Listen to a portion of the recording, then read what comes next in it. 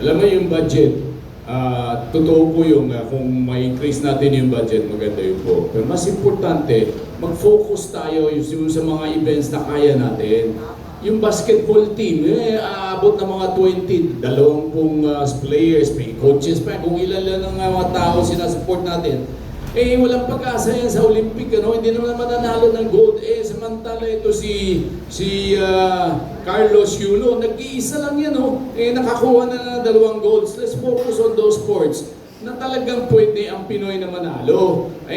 Konti lang ang budget ang kailangan para sa isang tulad ni Carlos Yulo compared to basketball team. Di ba? Ang laking sa mga boxer, iisa lang sila. Pwede naman silang magkaroon ng gold. Yan ang tulungan natin. Si EJ Obiena, nag-iisa rin yan. Pwede rin magkaroon ng gold yan. Focus tayo. Kailangan nila maliit lang compared to the whole basketball team. Kung ano-ano pang ginagastos natin. Mas marami pang mga tinatapon natin ng pera sa mga kung ano-ano sports na wala naman pag-asa manalo. Itong mga may pag-asa na manalo, kailangan focus natin. So, refocus our sports into where we can win medals and honors for the country.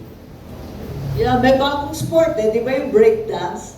Palagay ko, kayang-kaya ng Pilipino yun. Dapat pasukan natin yun. Lalaban ng ating mga kabataan dyan. Tama yung sinasabi ni Dr. Pedro. At noong unang panahon, may mga initiative nun.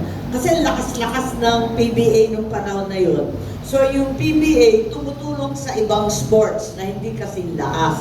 And malaking bagay yun. So I think we should do that. Pero in addition to helping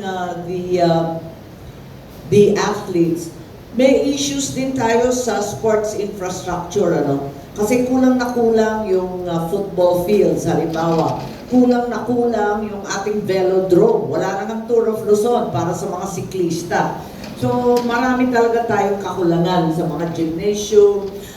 Yung gymnastics, tuwa-tuwa tayo, pero alam natin, konti lang ang kumpletong gymnastics kit dito sa Pilipinas. Cheerleading din, bago.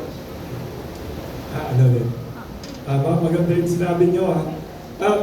Ano pang may nagtanong dito for Senator Amy Marcos and